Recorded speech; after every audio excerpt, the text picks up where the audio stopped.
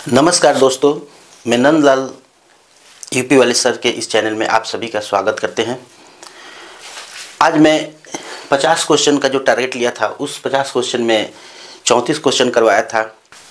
चलिए स्टूडेंट्स, कह रहा है कि ये माध्य के लिए माध्यिका और बहुलक है, मतलब कि माध्य आवृत्ति वितरण के लिए माध्यिका और बहुलक में बीच संबंध पूछ रहा है। इसमें गड़बड़ करने की कोई बात नहीं है, इसमें संबंध पूछ रहा है। तो आपको मैं बता दूं कि माध्यिका जो होता है, अभी ये मैं पीछे बताया भी हूं कि माध्यिका बहुलक बराबर बहुलक जो होता है बराबर माध्यिका 3 गुणे माध्यिका माइनस 2 गुणे माध्य होता है, 2 गुणे माध्य होता है। मतलब कि बहुलक बराबर ये माध्यिका में बड़ा नंबर है तो इसमें 3 से गुणा करेंगे, माइनस माध्य में छोटा नंबर है तो 2 से गुणा करेंगे। तो बहुलक का सूत्र ही होता है ये, बहुलक बराबर 3 गुणे माध्यिका माइनस 2 गुणे माध्य। बहुलक बराबर 3 गुणे माध्यिका माइनस 2 गुणे समांतर माध्य चाहे माध्य, यही हमारा सही है। ठीक है, तो चलिए, बहुत बढ़िया क्वेश्चन है। अब नेक्स्ट क्वेश्चन देखते हैं। संख्या 144 के अभाज्य गुणनखंड। अभाज्य गुणनखंड, जब हम लोग किसी नंबर को अभाज्य गुणनखंड के फॉर्म में तोड़ते हैं, जैसे 144 को हम लोग तोड़ेंगे, इसको अभाज्य गुणनखंड कहते हैं, जिसको हम लोग तोड़ते हैं अभाज्य संख्याओं के द्वारा, इसको फैक्टर करते हैं, तोड़ते हैं। जैसे मान लीजिए कि 2 है, 2 से ये 72 आएगा, 2 से कितना आएगा 36 आएगा, 2 से कितना आएगा 18 आएगा, 2 से 9 है ना, और 3 से कितना 3 से 1। तो यहाँ पे जो फंक्शन बना हुआ है ये कितने हैं, 144 के क्या क्या फैक्टर है अभाज्य गुणनखंड। 2 यहाँ पे 1 2 3 4 बार, तो इसको लिखेंगे 2 के पावर 4 और 3 के पावर 2। अब ये क्वेश्चन पूछ रहा है कि 144 के जो अभाज्य गुणनखंड किए हैं ये कि घातों का योगफल बताओ। घात का योगफल, ये जो घात है ना, ये इनके घातों का योगफल, इन घातों का योग बराबर है ना, ये 4 + 2 मतलब कि 6। अब इसी तरह से अभी बहुत बड़ा नंबर होगा तो इसके जितने भी घात होंगे ये पावर बना लेंगे और जितने भी घात होंगे उसका जोड़ करके लिख देंगे। बहुत बढ़िया क्वेश्चन है, ठीक है, ये कंपटीशन में भी बहुत आता है, 6 नंबर। चलिए, अब अगला क्वेश्चन है कि बिंदु 4 में y अक्ष से दूरी, बिंदु कह रहा है कि 3 -3 और 5 की y अक्ष से दूरी, y अक्ष से दूरी। देखिए, अगर हमें अभी इसके पहले वाले क्वेश्चन में ये क्वेश्चन फिर पुनः आया था, रिपीट कर रहा है, बहुत बढ़िया क्वेश्चन है कि इतने के y अक्ष से दूरी पूछ रहा है। y अक्ष में देखिए यहाँ पे x अक्ष ये होता है, y अक्ष होता है। y अक्ष से दूरी पूछेगा तो हमको x का वैल्यू लेना है, मतलब y अक्ष से दूरी हो जाएगी -3, ठीक है। और यही जो अगर ये y अक्ष से दूरी पूछता x अक्ष से, तो x अक्ष से पूछता तो हम x अक्ष को हटा देते, 5 लिखते, ठीक है। अब जिससे y अक्ष से पूछा है तो हम y अक्ष को हटा देंगे, x की वैल्यू रहेगी, और x अक्ष से पूछेगा तो y की वैल्यू रहेगी। ये दोनों आपस में इंटरचेंज होते हैं। ये सवाल को मैं पीछे एक्सप्लेन भी किया हूँ फिगर खींच के, तो आप उसको एक बार और रिपीट करके देख सकते हैं, ठीक है। चलिए, तो इसका जो है y अक्ष से दूरी x की वैल्यू होती है, ये हो जाएगी, ठीक है। ये चलिए, अगला क्वेश्चन जो है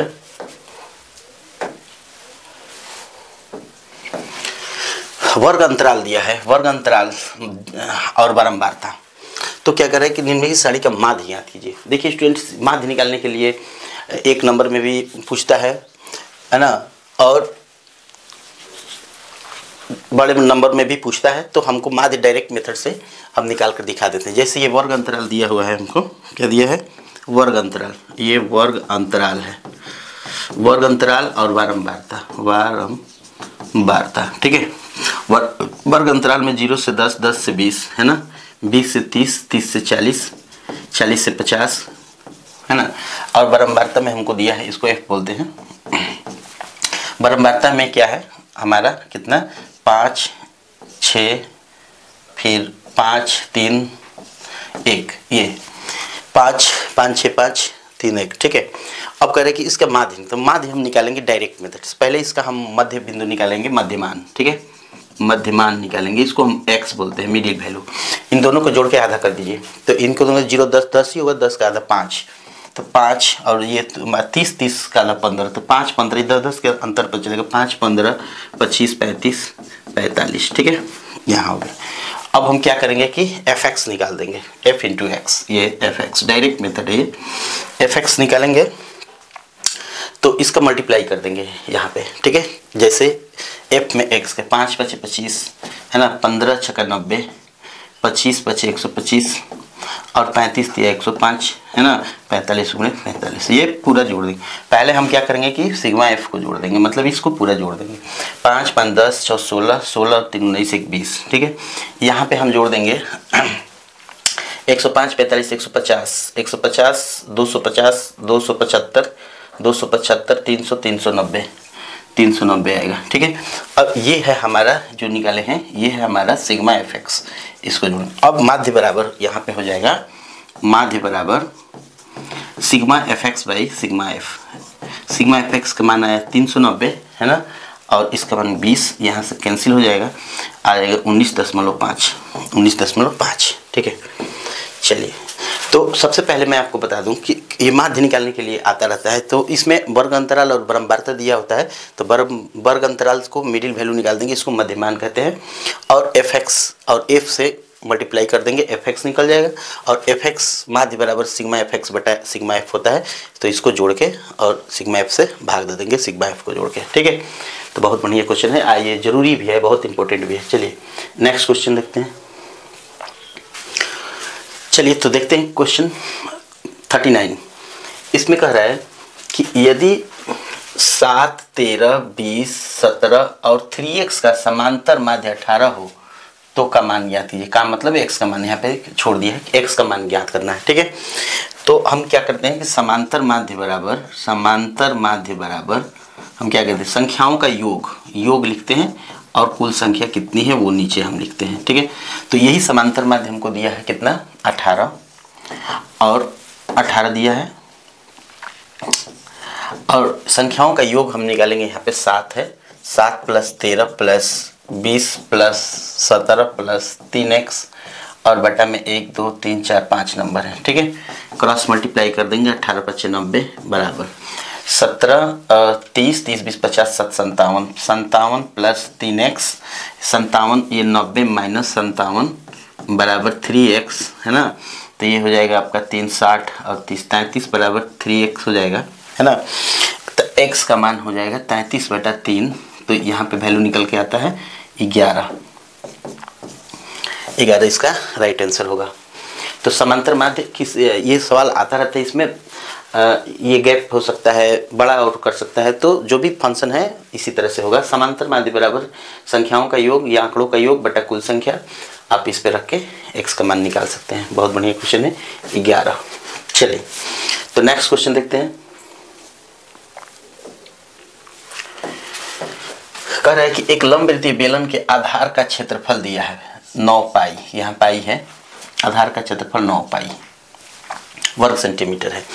तो एक जो बेलनाकार ये वस्तु है, एक बेलनाकार वस्तु की जो आधार होता है, ये आधार वृत्ताकार होता है, ठीक है। तो इसी का क्षेत्रफल दिया है, इसका मतलब कि वृत्त का क्षेत्रफल दिया है, यहाँ कंफ्यूज करने की बात कर रहा है, ठीक है। तो एक बेलनाकार के आधार मतलब वृत्तीय बेलन के आधार का क्षेत्रफल दिया है, इसका मतलब कि वृत्त का क्षेत्रफल दिया है। तो आधार का क्षेत्रफल बराबर, मान लीजिए कि इसके आधार की त्रिज्या r है, तो क्षेत्रफल बराबर होता है πr², ठीक है।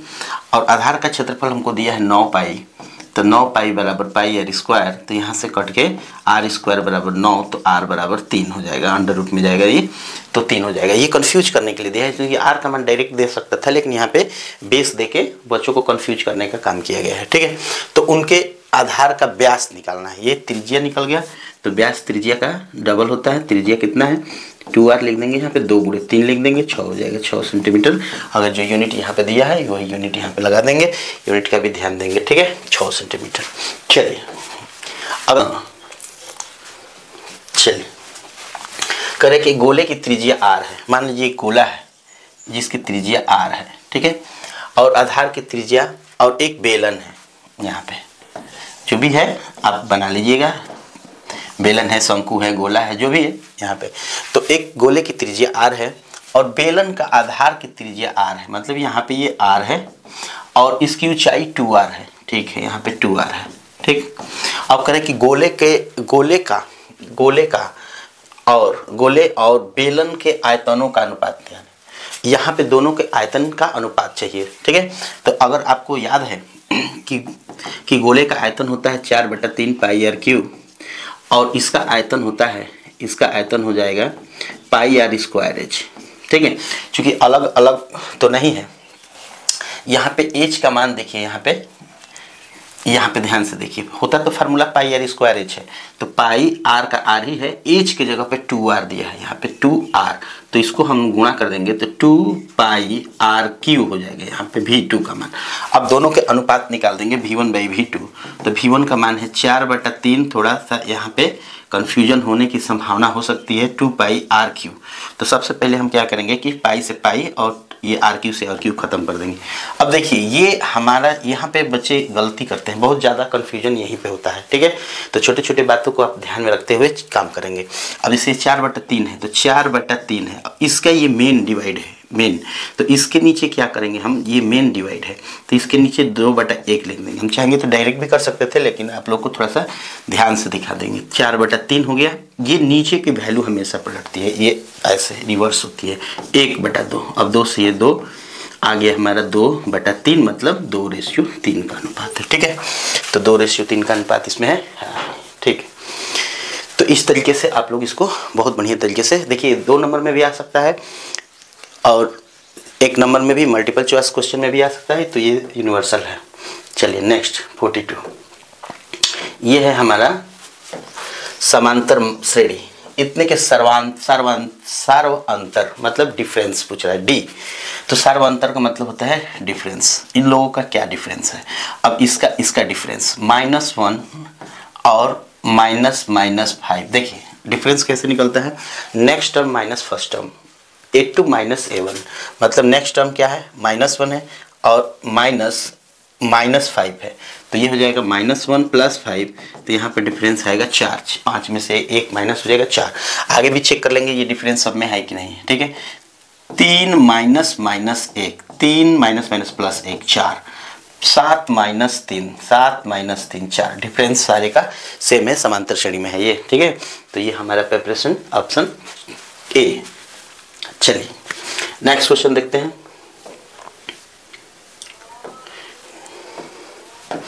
हाँ, त्रिभुज ABC में यदि AB, देखिए AB और AC दिया है और BC दिया है, तो यहाँ पे B कोण का मान बताना है। B कोण देखिए, जब भी ABC ऐसे आपको AB BC AC दिया होगा तो आप सबसे पहले क्या कीजिए कि जो भी त्रिभुज है, एक त्रिभुज अपने समझने के लिए यहाँ पे ABC लिख दीजिएगा, ठीक है। ABC में क्या क्या दिया है, AB बराबर दिया है, AB 6√3 दिया है और AC दिया है यहाँ पे 12 सेंटीमीटर और BC 6 सेंटीमीटर, ठीक है। अब यहाँ पे हम क्या करेंगे, पहले पाइथागोरस थ्योरम, पाइथागोरस से ही आप चेक कर सकते हैं इसको, ठीक है। और क्योंकि एंगल तो अब दिया नहीं है और आगे आपका लेवल है भी नहीं, तो इसलिए आपको केवल पाइथागोरस चेक करना है। पाइथागोरस में सबसे बड़ी संख्या इसमें कौन सी है, 12 है। तो हम लोग क्या करेंगे कि यहाँ पे पहले हम AC का स्क्वायर लिख देंगे, मतलब 12 के स्क्वायर लिख देंगे 144, और बाकी दोनों के सम लिखेंगे, मतलब कि AB का स्क्वायर और जो बचा हुआ BC का स्क्वायर, मैंने इसको छोड़ के बड़े वाले के शेष दोनों के स्क्वायर, और चेक करेंगे कि क्या ये दोनों बराबर है कि नहीं। तो 6√3 के स्क्वायर और प्लस 6 का स्क्वायर, तो ये हो जाएगा आपका 6√3 का स्क्वायर 36, तो यह कितना होता है 108, 108 + 36 बराबर 144। यहाँ पे स्क्वायर का थोड़ा सा फंक्शन देखिए, 6√3 का स्क्वायर अगर करना है तो आपको कुछ नहीं करना है, पहले बाहर वाले का स्क्वायर करके और अंदर वाले का गुणा कर देना है। जैसे 6 के स्क्वायर हो गया 36 और √3 का स्क्वायर 3 होता है, तो ये हो जाएगा 108। यहाँ पे गड़बड़ाने की कोई बात नहीं, ठीक है।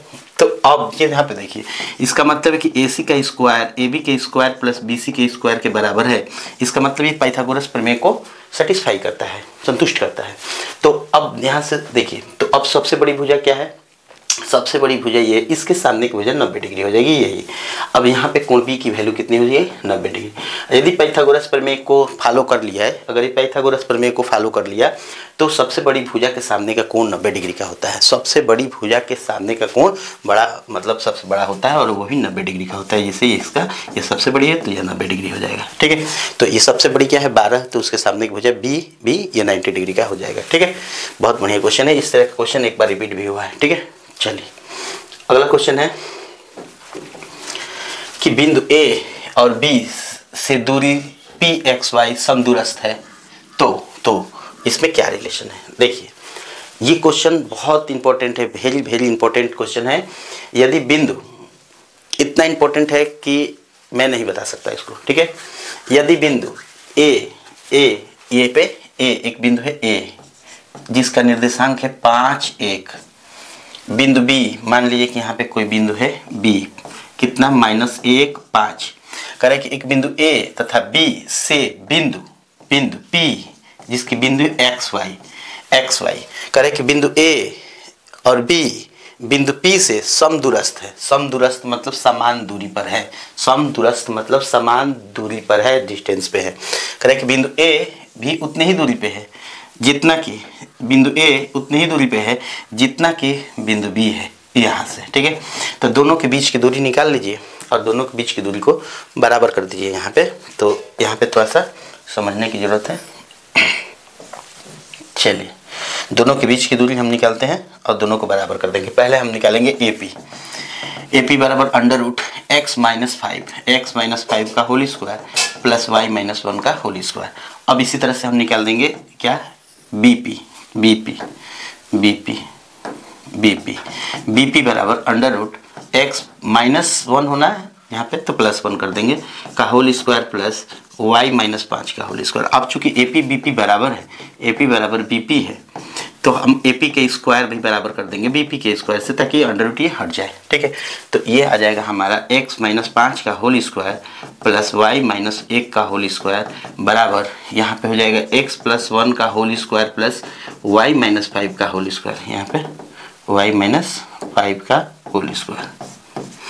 अब ये दोनों साइड में जो वैल्यू आया है उसको हम क्या करेंगे, इसको हम लोग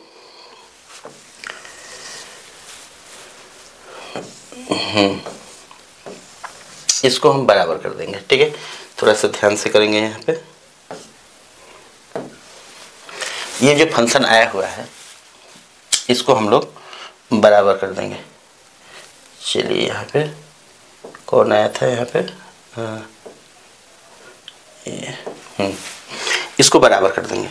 चलिए तो ये क्या करेंगे स्क्वायर कर देंगे a² प्लस b² -5 दूनी 10x प्लस y² प्लस 1 का स्क्वायर 1 होता है -2y बराबर x² plus 1 plus 2x plus y² plus 25 इसका -10y। अब यहाँ पे ध्यान से देखेंगे तो x² कैंसिल हो जाएगा और y² कैंसिल हो जाएगा। जो बच गया है उसको थोड़ा सा जोड़ घटा लेंगे। ठीक है, जैसे -10x है और ये -2x है, उधर से आएगा तो -12x होगा। ठीक है, अच्छा यहाँ पे 1 है, यहाँ 1 से 1 भी प्लस है, कैंसिल कर दीजिए। 25 प्लस है, कैंसिल कर दीजिए। देखिए अब जो बचा हुआ है ये -10x -2x उधर आएगा, -12x ये उधर जा रहा है तो माइनस यहाँ पे 10y है, अब प्लस 2y हो जाएगा तो -8y हो जाएगा, ये कैंसिल हो जाएगा। अब इसमें हम लिख देंगे कि 12x बराबर 8y, 4 दूनी 8, 4 तीन 12, मतलब कि 3x बराबर बचा है 3x बराबर 2y, 3x बराबर 2y।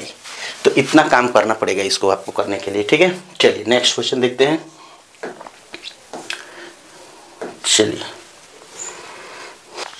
चलिए स्टूडेंट्स तो देखते हैं 45 नंबर क्वेश्चन। ये बहुत इंपॉर्टेंट है, बहुत ही इंपॉर्टेंट है। ये कह रहा है कि यदि एक 4 सेंटीमीटर त्रिज्या के बेलनाकार बर्तन में पानी है, मान लीजिए कि यहाँ पे एक बर्तन है, इसके अंदर जिसकी त्रिज्या जो है बेलनाकार है, जिसकी त्रिज्या जो है त्रिज्या रेडियस यहाँ पे r बराबर कितना दिया है 4 सेंटीमीटर दिया है। कह रहा है कि वाला एक ठोस गोला, अब कह रहा है 4 सेंटीमीटर त्रिज्या वाला बेलनाकार बर्तन में पानी है, इसमें पानी भरा हुआ है, मान लीजिए कि जहाँ तक भी भरा हो पता नहीं। 3 सेंटीमीटर त्रिज्या वाला, एक 3 सेंटीमीटर त्रिज्या का एक गोला, यहाँ पे 3 सेंटीमीटर त्रिज्या का r बराबर 3 सेंटीमीटर का एक गोला इसके अंदर डाला जाता है, ठीक है, ताकि वह पानी में पूरी तरह डूब जाए। अब इसलिए ये जो है इसके अंदर जाएगा, मान लीजिए कि यहाँ पे यहाँ तक पानी भरा हुआ है, मान लीजिए कि यहाँ पे यहाँ तक पानी भरा हुआ है, यहाँ तक मान लीजिए कि पानी भरा हुआ है। तो जब हम पानी में इसको डुबाएंगे, ठीक है, तो इसका जल स्तर कुछ उठेगा। मान लीजिए कि डुबाने के बाद ये जल स्तर यहाँ पे मान लो कि जब ये डूब गया तो इसका जल स्तर इतना उठ गया है। मान लो कितना सेंटीमीटर उठा है ये पता नहीं, यही तो पता करना है।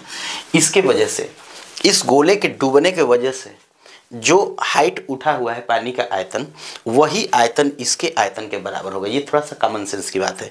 जिसके वजह से पानी का स्तर उठता है, जिसके वजह से, किसके वजह से, तो गोले की वजह से। अगर पानी का स्तर उठा है तो जो स्तर उठा हुआ है वही पानी का आयतन इस गोले के आयतन के बराबर होगा। ये थोड़ा सा बारीक बात है, मतलब कि जो इसका आयतन होगा वही आयतन इसके द्वारा उठाए गए पानी का होगा, यहाँ से यहाँ तक जो पानी है इसका आयतन। तो हम सबसे पहले निकालेंगे गोले का आयतन, ठीक है। तो सबसे पहले हम लिखेंगे कि गोले का कितना आयतन है। गोले का आयतन होता है 4/3 पाई r क्यूब, ठीक है। तो 4/3 पाई और r के जगह पे 3 का क्यूब, तो यहाँ से एक 3 कट जाएगा, 2 बचेगा, 3 3 के 9, 9 चौके 36 पाई सेंटीमीटर क्यूब, ठीक है। अब इसके बाद हम उठे जल का आयतन, उठे जल का आयतन यहाँ पे समझेंगे। उठे जल का आयतन मतलब कितना जल उठा हुआ है, यही तो आयतन इसका तो वही होता है बेलन के आयतन पाई r स्क्वायर एच। पाई का मान छोड़ दीजिए, r का मान यहाँ से देखिए 4 है, 4 का स्क्वायर, एच का पता नहीं, तो 4 चौके 16 पाई एच, ठीक है। अब ये दोनों हैं, इनके आयतन जो है, अब ये आयतन बराबर है, मतलब जल में उठे जो आयतन है, जल के का उठा जो आयतन है और गोले का आयतन बराबर कर दीजिए। तो 16 पाई एच बराबर है 36 पाई, ठीक है। पाई से पाई कट जाएगा, एच बराबर हो जाएगा आपका 36/16, ठीक है। तो ये हो जाएगा 4 से 4 चौके 16, 4 9 36, 9/4 सेंटीमीटर, ठीक है, 9/4 सेंटीमीटर, ठीक। तो चलिए, ये बहुत ही इंपॉर्टेंट है। इसमें किसी प्रकार की कोई डाउट अगर हो तो आप लोग हमको कमेंट कर दीजिएगा, पुनः आप लोगों को ये क्वेश्चन रिपीट करा देंगे, ठीक है। चलिए 46 नंबर क्वेश्चन कि 1.6 सेंटीमीटर व्यास, देखिए यहाँ पे दिया है एक, ये ध्यानपूर्वक वाली बात है, क्या क्या दिया है वो पहले हम यहाँ पे नोट करेंगे। एक बेलन के 1.6 सेंटीमीटर व्यास है, 1.6 मीटर, ये डायमीटर है इसका, याद रहे, ठीक है। और ऊंचाई 20 सेंटीमीटर में है, यहाँ पे 20 सेंटीमीटर है, देखिए यहाँ पे 20 सेंटीमीटर है। तो या तो आप इसको मीटर को सेंटीमीटर में बदल दीजिए या इसको सेंटीमीटर को मीटर में बदल दीजिए, दोनों फंक्शन पे आप काम कर सकते हैं, ठीक है।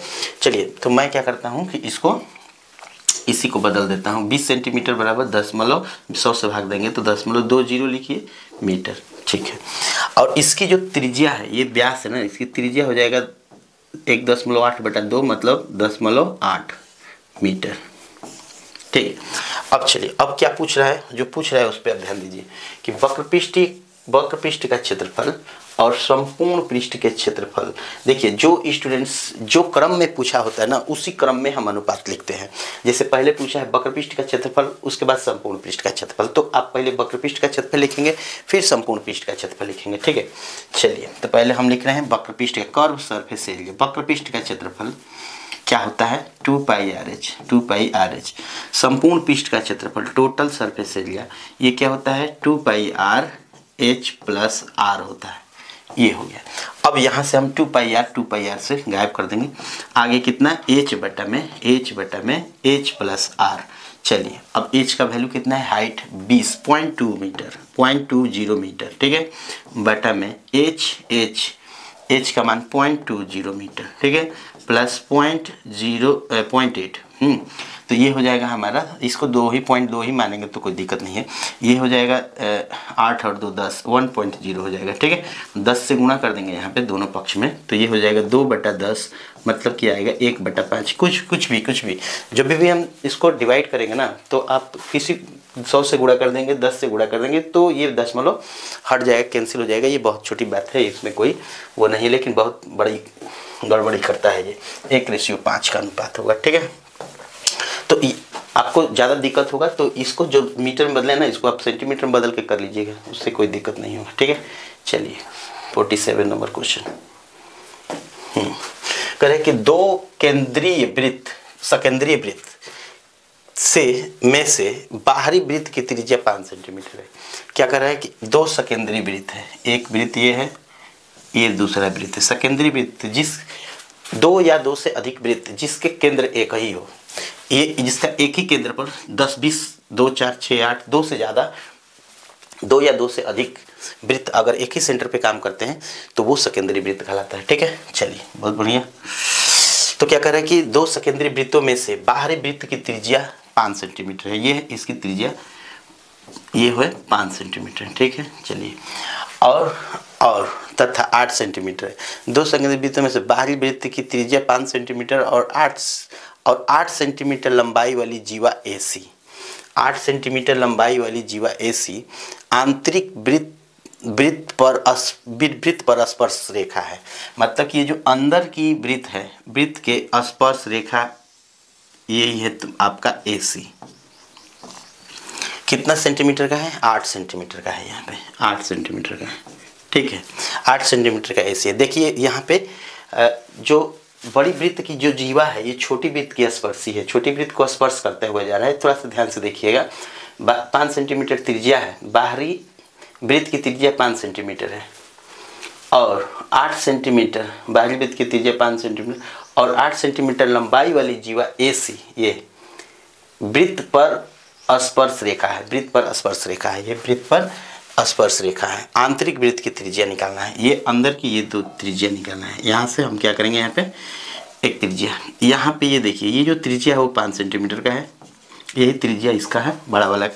छोटा वाला का त्रिज्या ये देखिए, ये जब इसके ऊपर हम 90 डिग्री डाल देंगे स्पर्शी के ऊपर तो त्रिज्या के साथ 90 डिग्री का कोण बनाएगा, तो ये हाफ में इसको बांट देता है यहाँ पे। तो ये 4 सेंटीमीटर है। तो यहाँ से हम OA, यहाँ पे मान लीजिए कोई पॉइंट B है तो हम OB निकाल देंगे। यही वृत्त की त्रिज्या मान लीजिए R है, स्मॉल r। ठीक है, तो यहाँ पे हो जाएगा 90 के सामने की भुजा का स्क्वायर, मतलब 5 का स्क्वायर बराबर R का स्क्वायर प्लस 4 का स्क्वायर। ठीक है, तो 5 × 5 = 25 बराबर R स्क्वायर प्लस 16 जाएगा यहाँ पे 9 बराबर R स्क्वायर, R बराबर √9 बराबर 3 सेंटीमीटर R का मान हो जाएगा। ठीक है, तो यहाँ से छोटी वृत्त की त्रिज्या निकल जाएगी 3 सेंटीमीटर। चलिए अब नेक्स्ट क्वेश्चन देखते हैं। अगला क्वेश्चन कह रहे हैं कि एक पर्स में 5 चांदी के और 2 सोने के सिक्के हैं।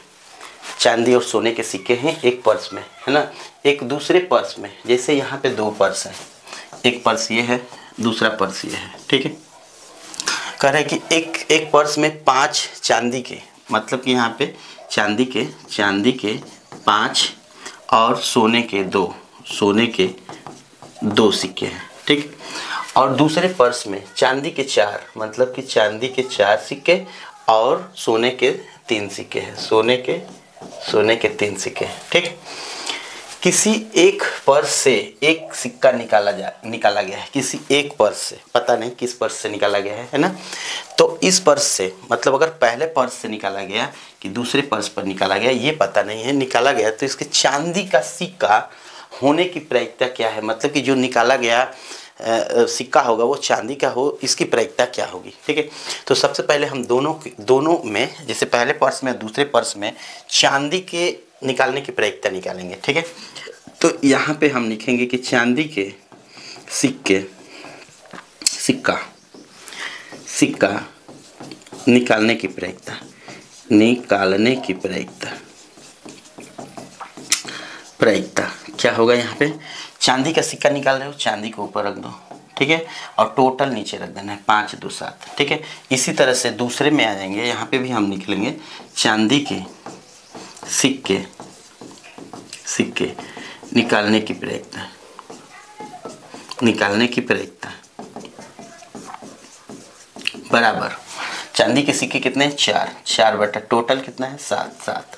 अब देखिए, अब दोनों का निकल गया, लेकिन अब हमको दोनों का कंबाइन निकालना है कि एक सिक्का निकालने की प्रायिकता बताएं। तो अब फाइनली हम लिखेंगे कि चांदी का सिक्का निकलने की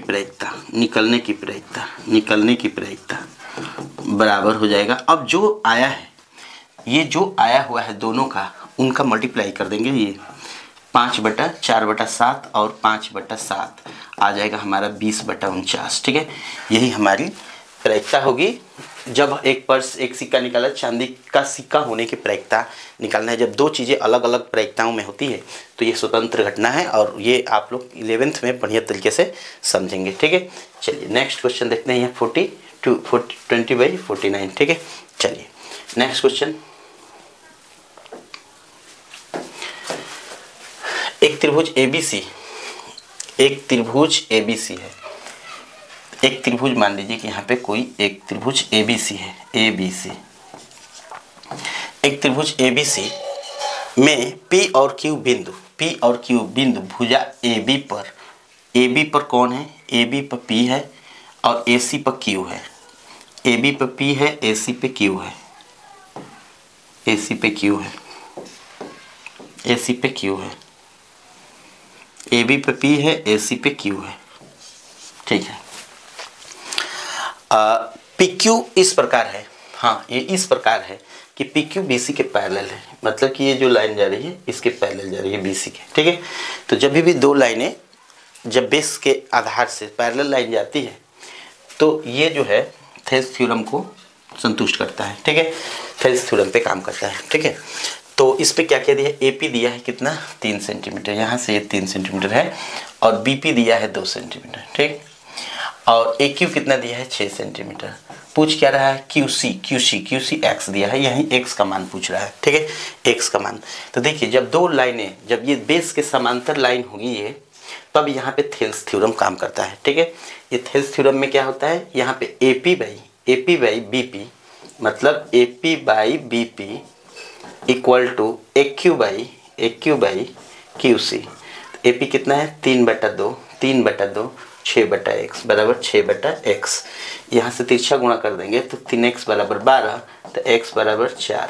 ठीक है, 12/3 4, x का मान 4 होगा। ठीक है, चलिए बहुत बढ़िया क्वेश्चन है ये।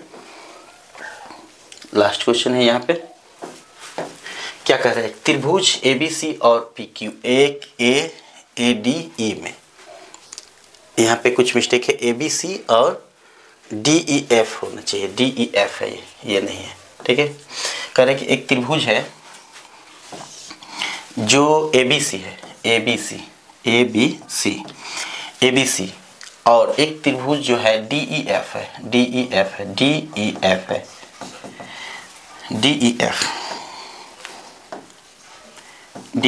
सम क्या है? समरूप है। मतलब कि यहाँ पे त्रिभुज ABC समरूप है त्रिभुज DEF के।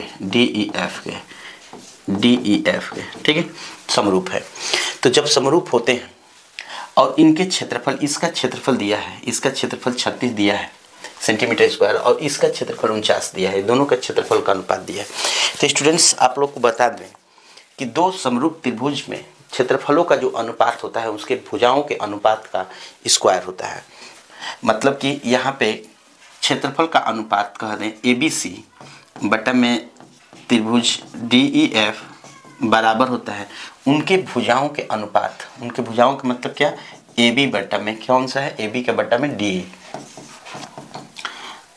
के अनुपात के स्क्वायर के बराबर होता है। तो चाहे ये अनुपात सबके लिए होता है, चाहे AB लिख दीजिए, चाहे ये BC लिख दीजिए, चाहे AB DE BC EF और AC DF के अनुपात, सबके अनुपात के बराबर होगा। तो कह रहे कि दोनों भुजाओं के संगत भुजाओं का अनुपात क्या होगा? तो भुजा कोई भी हो, यहाँ पे कोई भी भुजा हम ले सकते हैं, इनके अनुपात पूछ रहा है। तो इसका अनुपात दिया है कितना? 36 बटा में कितना? 49। तो ये हो जाएगा 36/49 बराबर AB बटा DE के स्क्वायर। तो हम लिखना है AB बटा DE निकालना है। कोई भी अनुपात यहाँ पे तीनों में से कोई भी अनुपात हम ले सकते हैं, इसमें सबका अनुपात के स्क्वायर के बराबर होता है। ठीक है, तो बराबर हो जाएगा हमारा 49 बटा है ना, 36/49 कर देंगे अंडर रूट में। ठीक है, ये स्क्वायर हटेगा, अंडर रूट में आ जाएगा, तो 6 बटा कितना हो जाएगा? 7, 6/7, 6:7 के अनुपात होगा यहाँ पे। ठीक है, तो स्टूडेंट्स ये वीडियो आप लोगों को कैसा लगा कमेंट करके ज़रूर बताइएगा। और अब हम जो बहुत इम्पोर्टेंट है वो क्वेश्चन लेकर पुनः आप लोग के बीच आऊँगा। तब तक के लिए धन्यवाद।